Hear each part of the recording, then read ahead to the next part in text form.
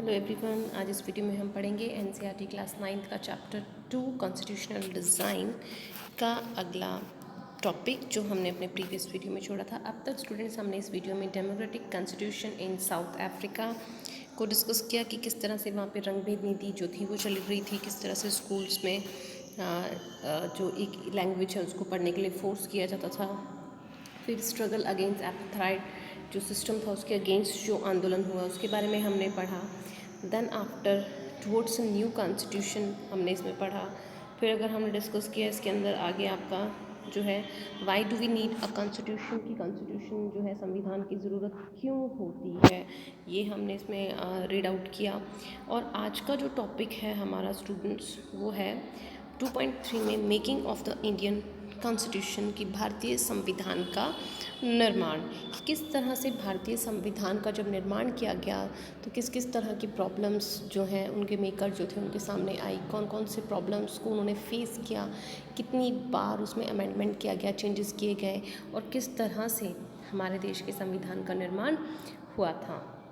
तो like south Africa, India's constitution was also drawn up under very difficult circumstances। कि जिस तरह से साउथ अफ्रीका के संविधान को जब बनाया गया था, उनको लिखा गया था, तो बहुत सारे प्रॉब्लम्स आए थे। तो उसी तरीके से अगर हम बात करें तो भारतीय संविधान को जब बनाया गया, लिखा गया, तब बहुत सारी जो कठिन परिस्थितियाँ हैं उनका सामना करना पड़ा। The making of constitution for a huge and diverse country like India was not an easy affair. ये कोई आसान काम नहीं था। भारत जैसे विभिन्नता वाले और एक बड़े देश के लिए संविधान को लिखना, ये कोई हम कहें कि एक आसान कार्य हम इसको नहीं कह सकते हैं। एट दैट टाइम, और उस समय जब people of India were emerging from the status of subject to that of citizen, कि उस समय उन लोगों को जो है स्टेटस ऑफ सब्जेक्ट से कन्वर्ट करना एक नागरिक के रूप में, तो ये बहुत मुश्किल देश के लिए घड़ी थी। The country was born through a partition on the basis of religious differences, क्योंकि उस समय हमारे देश का जन्म हो रहा था किससे, एक पार्टीशन जो हमारे देश के बीच में जो धार्मिक जो हम कहें कि जो भेदभाव था उस डिफरेंस से हमारा देश उभर रहा था।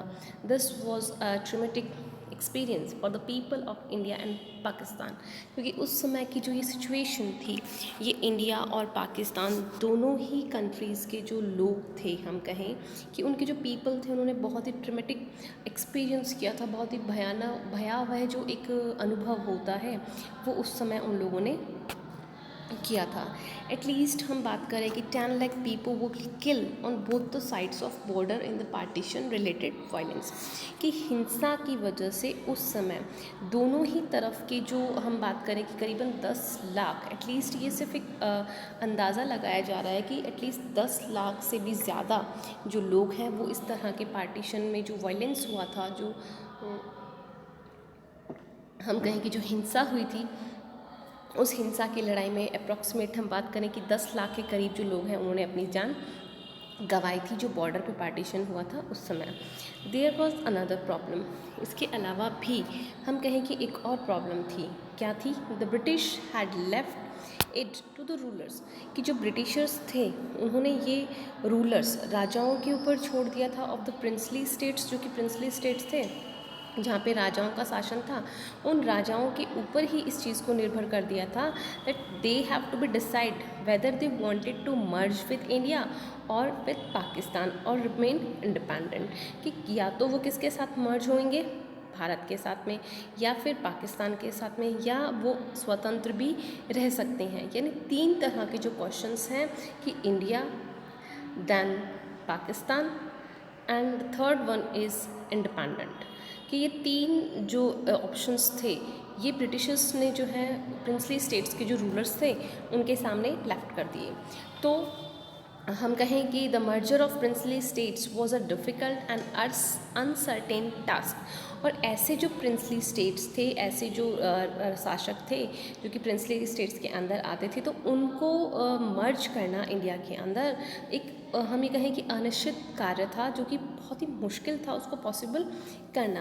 When the constitution was being written, और जब कॉन्स्टिट्यूशन लिखा जा रहा था, the future of the country did not look assure as it today's, यानी आज जितना हमारा भविष्य सुनिश्चित है उतना अगर हम बात करें तो उस समय जो हमारे देश का भविष्य था वो उतना सुनिश्चित नहीं था जब हमारा कॉन्स्टिट्यूशन लिखा जा रहा था।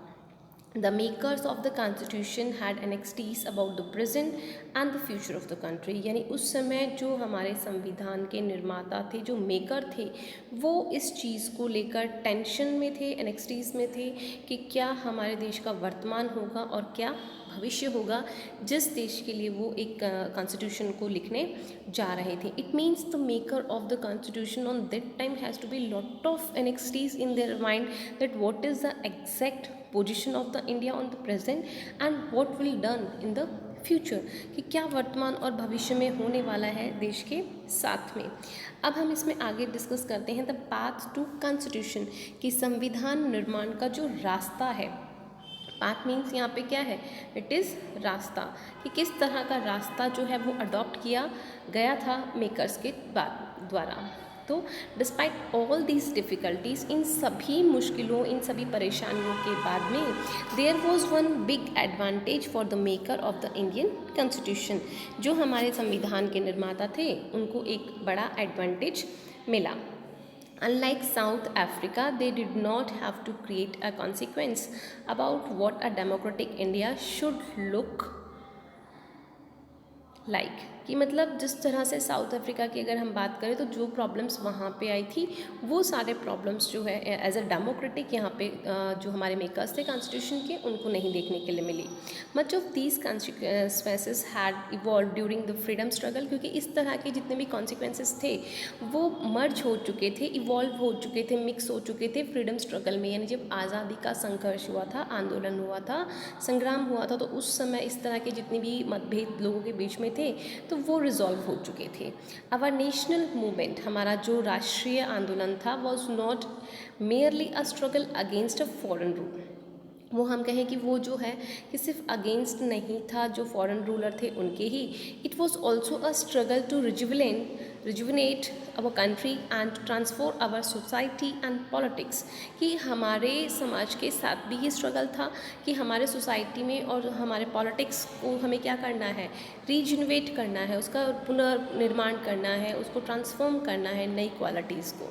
There were sharp differences of opinion, कि बहुत हम कहें कि स्पष्ट मतभेद था, opinion within the freedom struggle about the path India should take after independence, कि आज़ादी के बाद एक्चुअल में हमें किस रास्ते पे चलना है। तो इस तरह के जो शार्प डिफरेंसेस थे हमारे दिमाग में वो उस समय चल रहे थे। सच डिफरेंसेस एग्जिस्ट इवन टुडे, आज भी कई इस तरह के जो मतभेद हैं वो हमारे बीच में विद्यमान हैं। Yet some basic ideas had come to be accepted by almost everyone, हाँ हम ये कह सकते हैं कि फिर भी कुछ जो ऐसे आइडियाज़ हैं जिनको ऑलमोस्ट सभी ने जो है क्या कर लिया है, स्वीकार कर लिया है, एक्सेप्ट कर लिया है। As far back as in 1928, अगर हम एक बार 1928 में जाते हैं तो Motilal Nehru and 8 other Congress leaders drafted a constitution for India, यानी मोतीलाल नेहरू और 8 कांग्रेस के जो लीडर थे उन्होंने ड्राफ्ट किया, एक प्रारूप तैयार किया भारत के संविधान का। इन 1931 the resolution at the Karachi session of the Indian national Congress dwelt on how independent India constitution should look like, कि हम बात करें कि 1931 में एक रेजोल्यूशन हुआ, पुनर्विचार किया गया, कराची के अंदर एक सेशन रखा गया नेशनल कांग्रेस का, जिसमें ये ड्रिल्ड किया गया कि किस तरह का कॉन्स्टिट्यूशन जो है वो भारत का होना चाहिए। Both these documents were committed to the inclusion of universal adult franchises, right to freedom and equality, and to protesting the rights of the minorities in the Constitution of Independent India, कि स्वतंत्र भारत के संविधान में हम जितने भी पिछड़े हुए वर्ग हैं उनको एक साथ लेके चलें, उनको प्रोटेस्ट किया जाए, उनकी सुरक्षा की जाए, लोगों को एडल्ट फ्रेंचाइजी के बारे में बताया जाए कि एक वोट एक अधिकार जो है उसके रूप में उन लोगों को समझाया जाए। फिर अगर हम बात करें तो राइट टू फ्रीडम, कि लोगों को कहीं पर भी जाने की आज़ादी होनी चाहिए, वो अपनी बात जो है वो फ्रीली कहीं पर भी कह सकते हैं। फिर हम बात करें कि राइट टू इक्वालिटी, कि समानता का अधिकार जो है वो लोगों को मिलना चाहिए। तो इन सब चीज़ों को लेकर एक संविधान का निर्माण किया जाना चाहिए, that they have to be think on that topic. Then the some basic values were accept by all the leaders. तो कुछ मूलभूत जो सिद्धांत थे उनको सभी लीडर्स ने स्वीकार किया। Much before a constituent assembly, की जो संविधान सभा थी उसके सामने सभी ने स्वीकारा। Met to deliberate on the constitution, और उन्होंने सभी ने इस चीज़ को ये स्वीकार किया कि हाँ, हमारे संविधान में, हमारे कॉन्स्टिट्यूशन में ये सारी चीज़ें जो हैं वो इवॉल्व करनी चाहिए। The familiarity with political institutions of colonial rule also help develop an agreement over the institutional design, कि फिर हमने क्या किया कि जो फैमिलियरिटी थी, जो समानताएं थी पॉलिटिकल इंस्टीट्यूशंस की, जो जिस तरह से जो राजनीतिक शासन ब्रिटिशर्स ने हमारे ऊपर किया, उसने भी कुछ हेल्प हमारे कॉन्स्टिट्यूशन को डिज़ाइन करने में की। N agreement over constitutional design, यानी जो डिज़ाइन हमारे संविधान का किया गया, जो निर्माण के लिए जो डिज़ाइन लिया गया, उसमें कुछ चीज़ें जो हैं वो हमने ब्रिटिशर्स का जो कॉन्स्टिट्यूशन था, या हम ये कहें कि जो उनके पॉलिटिकल इंस्टीट्यूशंस थे, वहाँ से भी हमने अडॉप्ट किए। Then the British rule had given voting right only to a few. लेकिन अगर एक चीज़ देखें तो ब्रिटिशर्स जो थे उनके शासन के अनुरूप जो वोट करने का अधिकार है, जो मतदान करने का अधिकार है, वो केवल कुछ ही लोगों तक सीमित था। ऑन दैट बेसिस, इस आधार पे the British had introduce very weak legislature. तो उससे जो उनका लेजिस्लेचर है, जो हम ये कहें कि वो काफ़ी वीक हो जाता है, कमज़ोर हो जाता है। Then elections were held in 1937 to provincial legislature and the ministries of all over British India, की पूरे भारत के अंदर जो ब्रिटिश इंडिया था उसके लिए जो है 1937 के अंदर इलेक्शंस करवाए गए। There were not fully democratic governments, क्योंकि उस समय हम ये कहें कि जो लोकतांत्रिक सरकार हमारे देश में नहीं थी, but the experience gain by the Indians in the working of the legislative institutions proved to be very useful for the country in setting up its own institutions and working in them. लेकिन इन institutions के under जो हमारे Indians ने काम किया था, तो उनको एक एक्सपीरियंस मिला कि किस तरह से जब वो अपने खुद के इंस्टीट्यूशंस रन अप करते हैं रिगार्डिंग द कॉन्स्टिट्यूशन असेंबली, और that they have to be main a focus, कि जो प्रॉब्लम्स उन्होंने ब्रिटिशर्स के अंडर काम करके फेस की, वो जब वो खुद की असेंबली क्रिएट करते हैं या खुद का कॉन्स्टिट्यूशन असेंबल करते हैं, तो उस समय वो सारी प्रॉब्लम्स उनको फेस ना करनी पड़े। That is why the Indian Constitution adopts many institutional details and procedures from Colonial laws like the Government of India Act 1935, यानी 1935 के जो एक्ट लिया गया है, तो हम कह सकते हैं कि इस तरह से कि इंडियन कॉन्स्टिट्यूशन के अंदर बहुत सी ऐसी चीज़ें हैं जो हमने अलग अलग देशों से या अलग अलग देशों के कॉन्स्टिट्यूशन से यहाँ पे गेन करके सेटअप की हैं।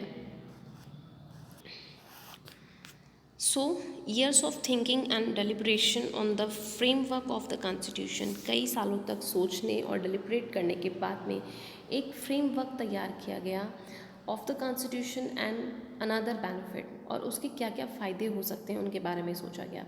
अवर leaders case gain confidence to learn from other countries, हमारे नेताओं ने ये सोचा कि दूसरे जो देश हैं उनसे हमें कॉन्फिडेंस गेन करना चाहिए, उनसे हमें सीखना चाहिए, but on our own terms, लेकिन हमें अपने टर्म्स के ऊपर उन चीज़ों को सीखना है।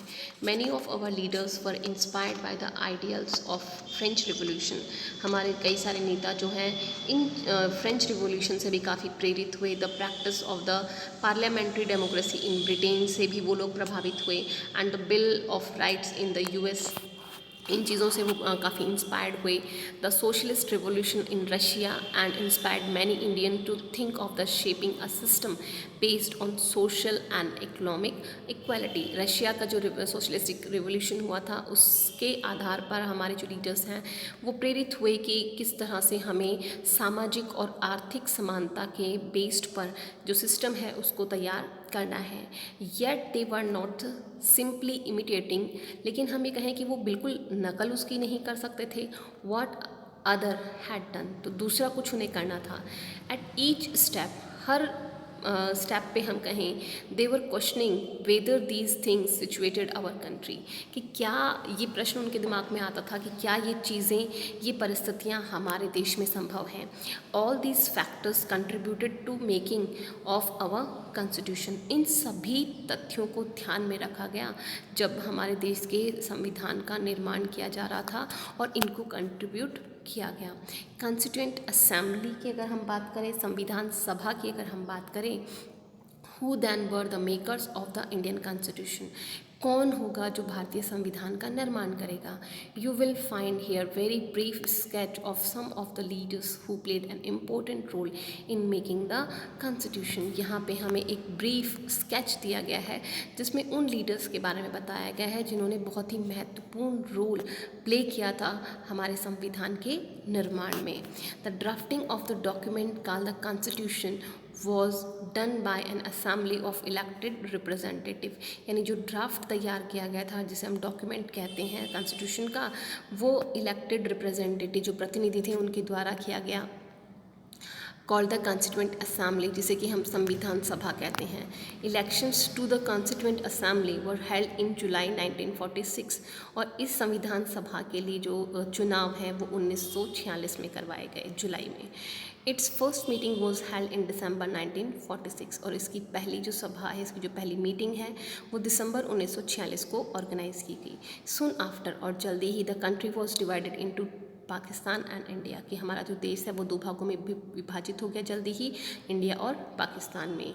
द कॉन्स्टिट्यूएंट असेंबली, जो हमारी संविधान सभा थी, was also divided in the constituent assembly of India and that of Pakistan, कि जिस तरह से हमारे देश का बंटवारा हुआ, इसी तरीके से जो हमारी कॉन्स्टिट्यूएंट असेंबली थी, जो हमारी संविधान सभा थी, उसके जो रिप्रेजेंटेटिव्स थे वो भी दो पार्ट्स में डिवाइड हो गए, एक इंडिया के और दूसरे पाकिस्तान के। The constituent assembly that wrote the Indian constitution had 299 members, हमारे जो इंडियन कॉन्स्टिट्यूशन असेंबली थे उसके जो मेंबर्स थे वो 299 थे।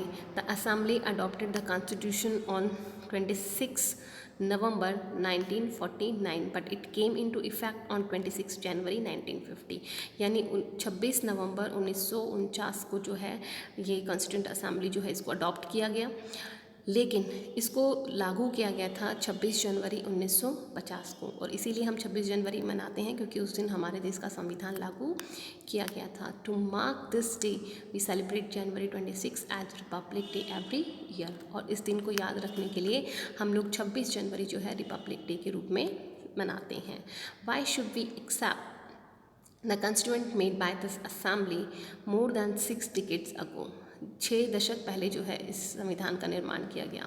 We have already noted one reason about, हमने एक रीज़न जो है, एक उदाहरण, हम कहेंगे एक कारण जो है ऊपर देखा। The constitution does not reflect the views of its member alone, कि किसी भी एक मेंबर का जो व्यू है, जो दृष्टिकोण है, वो हमें अलग से दिखाई नहीं देता। It express a broad consequence of its time, एक समय का बदलाव इसमें दिखाई देता है। Many countries of the world have to rewrite their constitution afresh, कई सारे देश जो हैं उन्होंने अपने कॉन्स्टिट्यूशन को दोबारा री राइट किया है, रिफ्रेश किया है, because the basic rules were not acceptable to all major social groups और पॉलिटिकल पार्टीज़, क्योंकि उनके संविधान में कुछ ऐसे रूल्स थे, कुछ ऐसे नियम थे जो सभी राजनीतिक पार्टियों और जो सामाजिक ग्रुप हैं उनके द्वारा स्वीकार नहीं किए गए। Then in some other countries the constitution exist as mere piece of paper, या कहें कि कई सारे जो कंट्रीज़ हैं उनके जो हमें कहें कि जो संविधान है वो पेपर पे लिखे हुए नहीं हैं या रिटन में नहीं है। No one actually follow it, और अगर वो रिटन में नहीं है तो उनको वास्तविकता में कोई भी उनको फॉलो नहीं करता है। The experience of our constitution is difference, लेकिन हमारा कॉन्स्टिट्यूशन कुछ अलग है। Over the last half century several groups have question some provisions of the constitution, but no large social group or political parties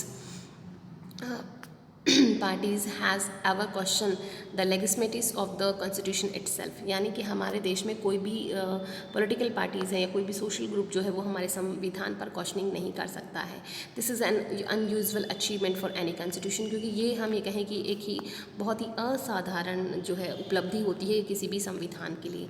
the second reason for accepting the constitution is that, दूसरा हम कारण बताएं कि किस वजह से संविधान को स्वीकार किया जाता है, is that the constituent assembly represent the people of India, कि ये भारत के जो रिप्रेजेंटेटिव्स हैं उनको रिप्रेजेंट करता है। There was no universal adult franchise at that time, so the constituent assembly could not have been chosen directly by all the people of India. It was elected mainly by the members of the executive provincial legislature that we mentioned above. This ensured the fair geographical share of the members for all the regions of the country। यानी इसमें फिर ये भी प्रावधान किया गया कि हमारे देश के सभी क्षेत्रों के जो लोग हैं इसके अंदर भाग लेंगे। The assembly was dominated by the Indian national Congress. हमारी जो असेंबली है वो डोमिनेट करती है भारतीय कांग्रेस पार्टी को। The party that lead India freedom struggle, जो इस पार्टी ने भारत की जो स्वतंत्रता आंदोलन था उसको लीड किया था। But the Congress itself introduce a variety of political groups and opinion, लेकिन कांग्रेस पार्टी के खुद के अंदर जो हम ये कहें कि बहुत सारे राजनीतिक ग्रुप बन गए हैं, उनके अलग अलग दृष्टिकोण हैं। The assembly had many members who did not agree with the Congress, कई सारे ऐसे मेंबर्स भी हैं उस असेंबली में जो कांग्रेस के ही मतों से ये हम ये कहें कि एग्री नहीं करते हैं। The assembly had many members who did not agree with the Congress in social terms. अगर सामाजिक टर्म्स में हम देखें तो the assembly represent members from different language groups, caste, classes, religion and occupations, कि जो इसके रिप्रेजेंटेटिव्स होते हैं वो अलग अलग ग्रुप्स के होते हैं, हम कहें कि अलग अलग भाषा के, अलग अलग जातियों के, अलग अलग श्रेणियों के, अलग अलग धर्मों के और अलग अलग जो ऑक्यूपेशंस हैं उनसे। Even if the constituent assembly was elected by universal adult franchise, कि अगर हम हमारी जो कॉन्स्टिट्यूएंट असेंबली है, जो हमारी संविधान सभा है, उसका चुनाव अगर हम वोट के थ्रू करें, एडल्ट फ्रेंचाइजी के थ्रू करें, तो it's composition would not have been very different. तो इसका जो कंपोजिशन है वो इस तरह से मतभेद वाला नहीं होगा। Finally the manner in which the constituent assembly work gives secondary of the constitution. The Constituent Assembly worked in the systematic, open and consequential manner. First, some basic principles were dedicate and agreed upon. हम ये कहें कि कुछ basic जो सिद्धांत हैं उनको यहाँ पे डेडिकेट किया गया और उस पर सभी लोग एग्री थे। देन अ ड्राफ्टिंग कमेटी जो है उसका चयन किया गया, chaired by doctor B.R. Ambedkar, prepare a draft constitution. उन्होंने जो है संविधान का प्रारूप तैयार किया फॉर डिस्कशन के लिए। Several rounds of thorough discussion took place on the draft constitution, और इस संविधान के प्रारूप पे जो है कई सारे डिस्कशन किए गए, विचार विमर्श किया गया। Close by close more than 2000 amendments were considered, लगभग 2000 बदलाव जो है इसके अंदर हर टॉपिक के बाद में किए गए। The members deliberate from 114 days spread over 3 years, 3 सालों तक जो है इन्होंने इस पर काम किया। Even every document present and every word spoken in the constituent assembly, हर एक शब्द लिखा गया, हर एक शब्द को बोला गया कॉन्स्टिट्यूएंट असेंबली में, has been recorded and preserved, उनको लिखा गया, उनको सुरक्षित रखा गया। These are called constituent assembly debates, और इसी को जो है हम कॉन्स्टिट्यूएंट असेंबली डिबेट्स कहते हैं। व्हेन प्रिंटेड दीज डिबेट्स, और जब इनको प्रिंट किया गया 12 बुल्की वॉल्यूम्स, तो ये 12 भागों में है। These debates provide the rational behind every provision of the constitution. These are use to interpret the meaning of the constitution, और इन्हीं को जो है हम इस्तेमाल करते हैं संविधान के अर्थ को समझाने के लिए। तो I hope that you all have to be understand now. आज के लिए इतना ही। Thank you for watching my video.